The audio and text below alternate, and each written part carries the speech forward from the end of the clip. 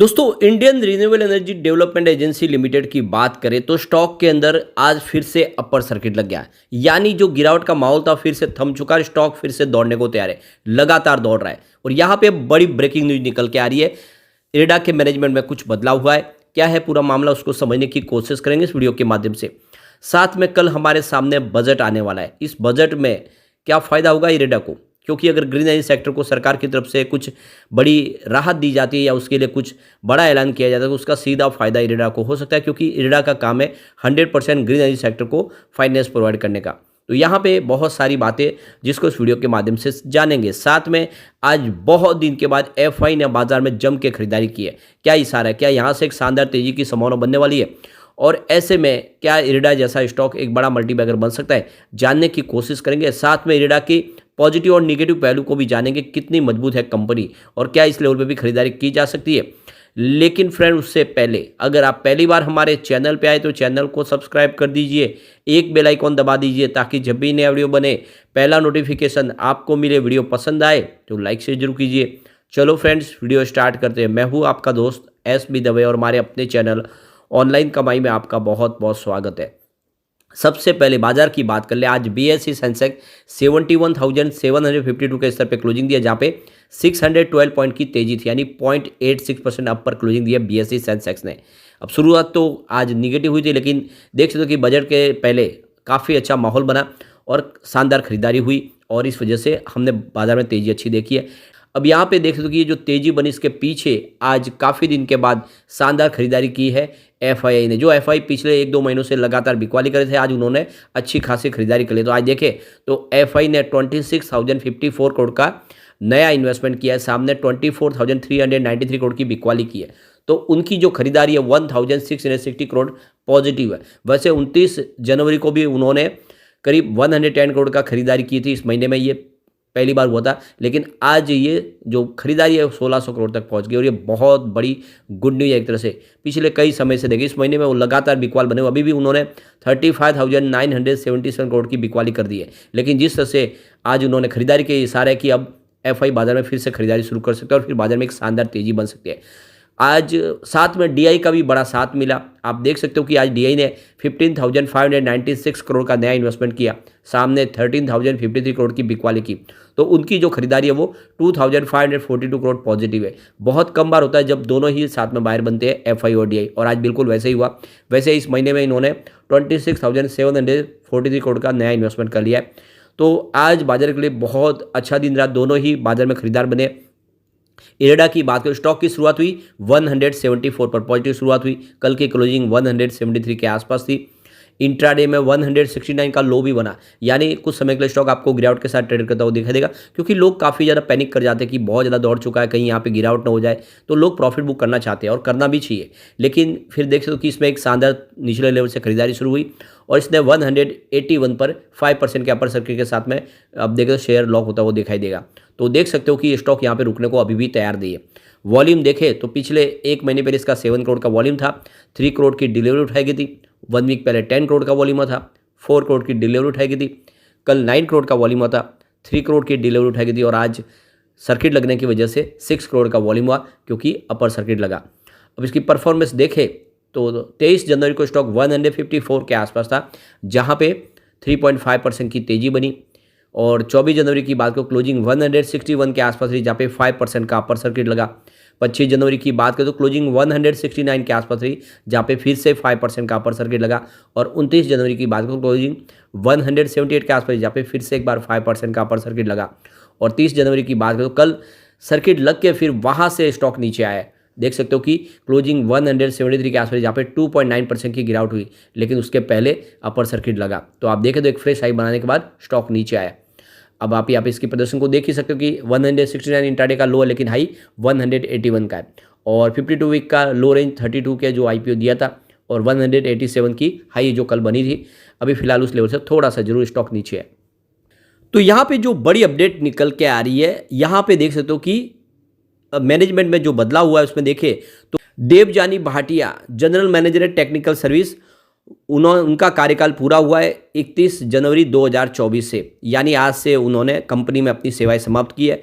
और इसके पीछे वजह है कि प्री मैच्योर रिटायरमेंट ले लिया, जो ऑप्शन थी कंपनी के अंदर उस ऑप्शन के तहत उन्होंने प्री मैच्योर रिटायरमेंट लिया है और इस वजह से उनकी सेवा यहाँ पे आपको यहाँ पे बंद होती हुई दिखाई देगी, खत्म होती हुई दिखाई देगी। अब यहाँ पे देखो कि कल हमारे सामने बजट होगा और इस बजट में ग्रीन एनर्जी सेक्टर को लेकर सरकार की तरफ से कुछ बड़े ऐलान हो सकते हैं, कैपेक्स बढ़ाया जा सकता है, इसके अलावा पीएलआई स्कीम के ऊपर भी सरकार की तरफ से कुछ अनाउंसमेंट हो सकता है। तो मार्केट एक्सपर्ट है उनका कहना है कि इस बार जो ग्रीन एनर्जी सेक्टर को सरकार की तरफ से कुछ बड़ी राहत और दी जा सकती है। सरकार जिस तरह से अपना गोल सेट कर चुके 500 गीगावाट की कैपेसिटी पाना है 2030 तक और 2070 तक नेट जीरो कार्बन पॉलिसी पे जाना है, तो ऐसे में सरकार की तरफ से इस बार कैपेक्स बढ़ाया जा सकता है। इसके अलावा पॉलिसी में कुछ और बदलाव किए जा सकते हैं, कुछ इस सेक्टर के लिए फेवरेबल पॉलिसी लाई जा सकती है। तो यहाँ पे देखो कि ग्रीन एनर्जी सेक्टर के लिए जिसमें विंड, सोलर, सार्मिल है, दूसरी और इससे संबंधित जो भी सेक्टर से संबंधित जो भी कंपनियां, उनके लिए सरकार की तरफ से पीएलआई स्कीम लाई जा सकती है, क्योंकि काफ़ी डिमांड है विंड एनर्जी सेक्टर की तरफ से भी कि पीएलआई स्कीम लाई जाए। और देखो ग्रिड कनेक्टिविटी के लिए भी कुछ सरकार की तरफ से यहाँ पे अनाउंसमेंट हो सकती है, सोलर सेक्टर के लिए भी सरकार कुछ अनाउंस कर सकती है। तो यहाँ पे जो डिलोइट की जो रिपोर्ट निकल कर आई इसमें कहा गया है कि इस बार सरकार जो अर्बन डेवलपमेंट के ऊपर कम फोकस कर रही है, बल्कि जो अपना जीडीपी का बड़ा हिस्सा है वो ग्रीन एनर्जी सेक्टर के ऊपर खर्च कर रही है और इसीलिए इस बार इसमें और आगे बढ़ोतरी की संभावना बन रही है। ग्रीन एनर्जी सेक्टर में सरकार कैपेक्स बढ़ा सकती है। तो यहाँ पे देखते हो कि ग्लोब वर्ल्ड के मुकुल कुमार का कहना है कि इस समय सरकार से हमारी उम्मीद है कि सरकार ने जो गोल सेट किया 500 गीगावाट की कैपेसिटी को पाना 2030 तक, उसके लिए हमें इस सेक्टर के लिए सरकार की तरफ से राहत की उम्मीद है। सरकार इसमें wind energy, solar energy sector के लिए अपनी तरफ से कुछ बड़ी अनाउंसमेंट करे। इसके अलावा जीएसटी में राहत की उम्मीद कर रहा है ये सेक्टर, ताकि आने वाले समय जो सोलर इक्विपमेंट है वो भी कम कॉस्ट में बन पाए। तो इसके लिए सरकार टैक्स में कुछ रिबेट देने की भी संभावना देखी, कुछ इंसेंटिव दे सरकार। तो ये सारी जो डिमांड है इस सेक्टर की, ग्रीन एनर्जी सेक्टर की ताकि आने वाले समय में इस सेक्टर में और निवेश आए। दूसरी तरफ देखें तो एसएमईज को भी इस बार सरकार की तरफ से उम्मीद है कि क्लीन एनर्जी सेक्टर में उनके लिए भी कुछ बेनिफिट दिया जा सकता है। सरकार की तरफ से एसएमईज को राहत देने के लिए कुछ इंसेंटिव प्रदान किया जा सकता है। तो इस समय देखें तो फोकस में ग्रीन एनर्जी सेक्टर पूरा है और इस सेक्टर में जो देखें तो अभी सोलर सेक्टर भी पीएलआई स्कीम की मांग कर रहा है, विंड एनर्जी सेक्टर को भी पीएलआई स्कीम चाहिए, इसके अलावा टैक्स में राहत चाहिए। तो ये सारी बातें हैं इस बार वो इस बजट में होती हुई दिखाई दे सकती है, क्योंकि ये इलेक्शन के पहले बजट है और अट्रैक्टिव बजट की उम्मीद करे और सरकार इस समय रेलवे, इंफ्रा और ग्रीन एनर्जी सेक्टर पर बहुत सारा खर्च कर रही है। तो उम्मीद से बेहतर यहाँ पे इस बार भी संभावना बन सकती है और ऐसे में ग्रीन एनर्जी सेक्टर को फाइनेंस प्रोवाइड करने वाली इकलौती कंपनी है यह है इरेडा। इरेडा को सीधा बेनिफिट हो सकता है और फाइनेंस जितना बढ़ेगा वो इरेडा को उसका पूरा बेनिफिट होता है वो दिखाई देगा।